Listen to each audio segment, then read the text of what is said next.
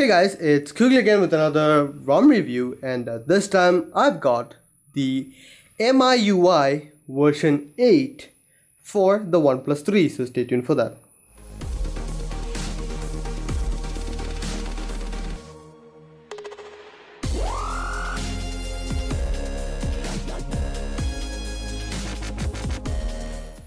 So guys, MIUI is the original themed ROM which made its way into the Android scene, and it's one of the best out there. So a lot of devices are supported officially. OnePlus 3 is not yet, so this is more or less in an official version which is available. Now the ROM isn't perfect, so let's get that out of the way. The alert slider does not work, and the camera is really finicky. Dash charging works, so with that out of the way, let's get started. Now first of all, in the settings menu, let's go to settings and about phone page. In the about phone page, you can see this is the OnePlus 3, which is strangely named as the OnePlus A3000 rather than 3003. I guess that's because it's a Chinese ROM and the Chinese OnePlus 3 is A3000. So yeah, the Android version is 6.0.1. So there is the Android security patch level, which is July, which is okay. It's something better than nothing. So yeah, MIUI version is 8 and the sub version is 6.8.17 and it's a beta. So just so you guys know, RAM is 6. All of these are information which you already know.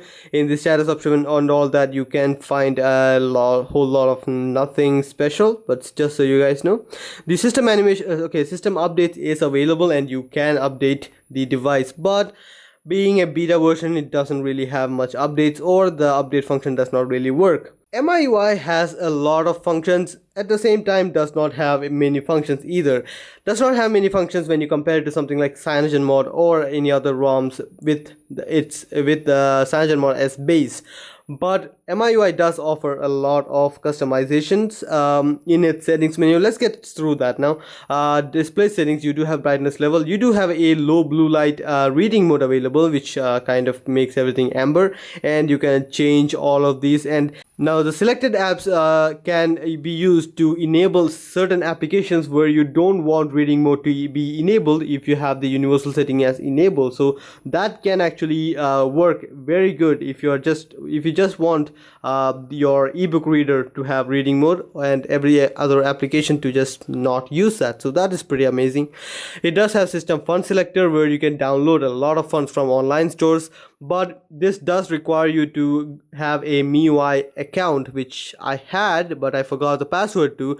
But all of these versions, all of these functions are working, and it should be working for anyone who has it. So pretty nice to see. Text size can be customized, and right now I have it set to large. You do have XXL to extra small, which is amazing, and I really appreciate that. In the wallpapers option, you do have options to change lock screen and home screen wallpaper. Nothing special there. Themes. Now MIUI has always been known for its vibrant, colorful, and pretty varied themes available from the online store. So you can just go to the online store and understand or just check out what themes are available. Now most of these themes are paid, which I'm not a huge fan of. It didn't used to be that way, but there are a lot of free themes also. So for example, the iOS Neo is something which is available as paid, as a free theme, but it does require you to sign in into your Me account, which is a free account of course, and you don't really have to do much about it. But I used to have the account and I forgot the password for it, so I'm not going to do that now. But this is a very good feature to have if you are tired of CyanogenMod theme engine or Substratum or layers. Well, there are a lot of alternatives available, but still this is the original one, and this has a lot more of library. It has a lot of themes available on the online stores, and yeah, that's just it. In the sounds and vibration options, you do have options for all of these volume controls. Volumes are the ringtones are selected. Vibrate in silent mode, vibrate for calls. Dial port settings. Now audio settings. In the audio settings, you do have headphone button controls where you can customize the button on your headphone. If it is a single button headphone, you can customize it to change volume level or control music playback, which is amazing, which I don't see in most of the stuff. and you can connect your headphones and assign the buttons for what it does. So that is amazing without having an expose module. So in the other stuff, passwords, lock screen and password, one thing I noticed in the password screen is that you can only set the pin to have 4 characters, not more, like other Samsung or other Android ROMs. I normally set it to a 6-character pin password, but this only allows you to have 4. So yeah, but fingerprint reader is available and you can actually have that. Now it does have the pocket mode, prevent pocket dial option, which actually locks your phone and uses the proximity sensor to not have your device wake up in button presses. So that's pretty nice. Notification and status bar, you do have notification toggles. So there is available options where you can have it combined, which gives you a one coherent screen where you can customize all of these stuff. So that is pretty nice. I'll get to the notification drawer in some time now. Show connection speed, so it will show you how much input output is going on. Show notification icons, show carrier name can be shown besides the icon, and that makes everything a lot busier, so I'm not going to do that. Custom carrier label is available. Batteries can be percentage or just graphical, or it can even be top bar, which frees up a lot of space in the status bar. Now second space is an amazing concept, and I really appreciate that. Remember a ROM which I reviewed some time ago on the Nexus 5, which is called Secure Spaces? Now it's kind of like that. Second space creates a different partition on your phone which is dedicated to a different space. Like you can have different sets of applications there, different pictures there, different account numbers there, different contacts there. That works really good in concept.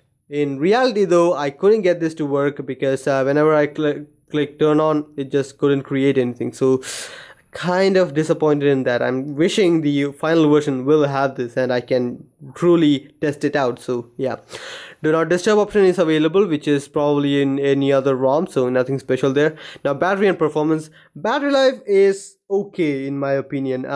It was pretty good. I had 100% charged quite a while ago. Now it's 85, but well, it was 87 at the time, and it has only dropped 2% in about 3 hours, which is kind of strange, and I don't understand why that is.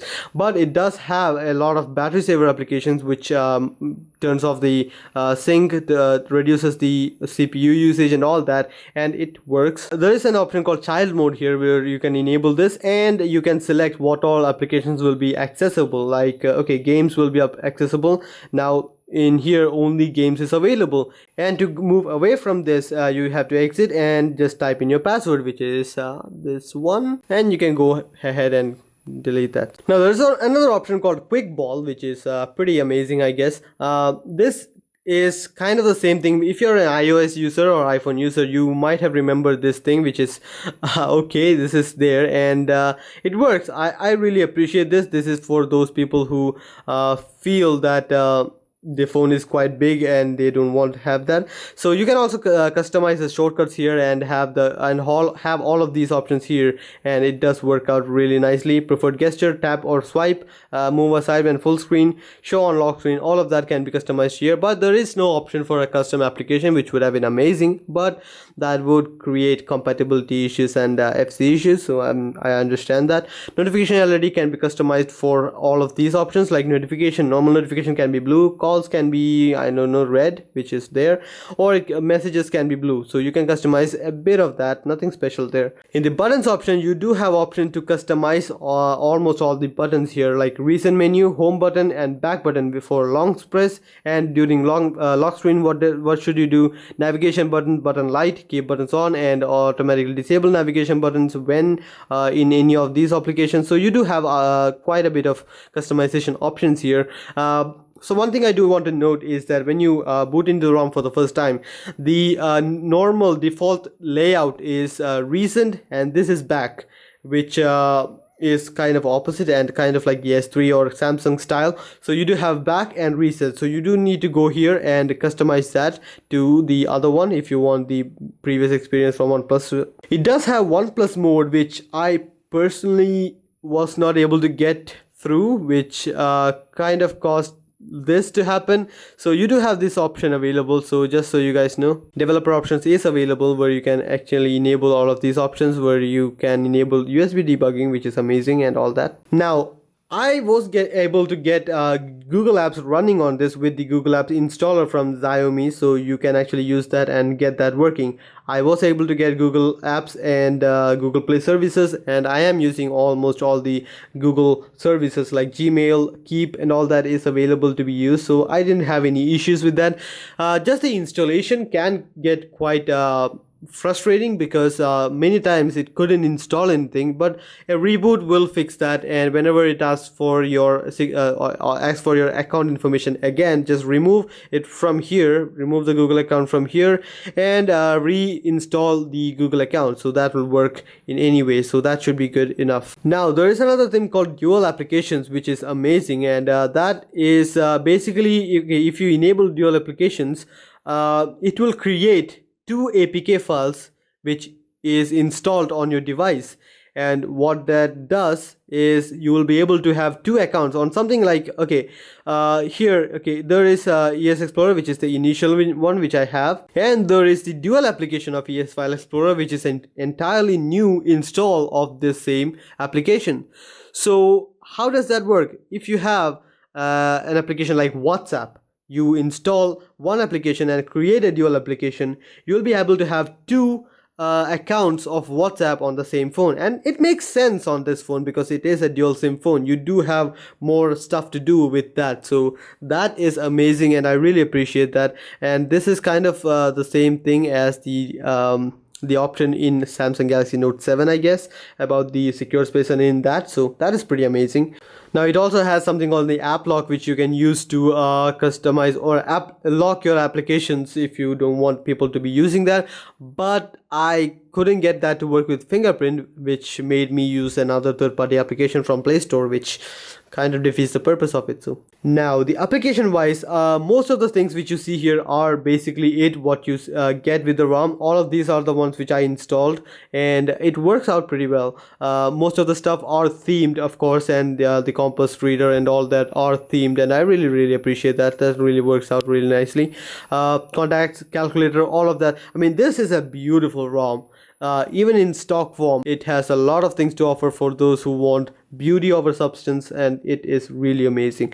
Weather application is well, this is a Chinese ROM, so you will be looking at a lot of Chinese stuff like this one, which is the metal count for China, because that's so important. Anyway, so you do have that. Security option, a staple of MIUI ROMs. You do have the virus scanner, cleaner, data usage monitor, and all that. Permission manager even on here, so you can actually customize everything there, so pretty nice to see. Here is the Antutu benchmark score, which is quite the shocking low number, which I wasn't expecting. I was expecting at least on the 120,000s, but I got 112,000. And the last one, well, this is probably the lowest score which I received, but still the highest score which I received wasn't much higher. It's like 115,000, which is nothing compared to the other ROMs which is available. And you can see it is much below the LG G5, iPhone SE, S7, and all that, and OnePlus 3 is here. So yeah, you do have that. So what I want to emphasize on this ROM is that this is a beautiful ROM, as you would expect a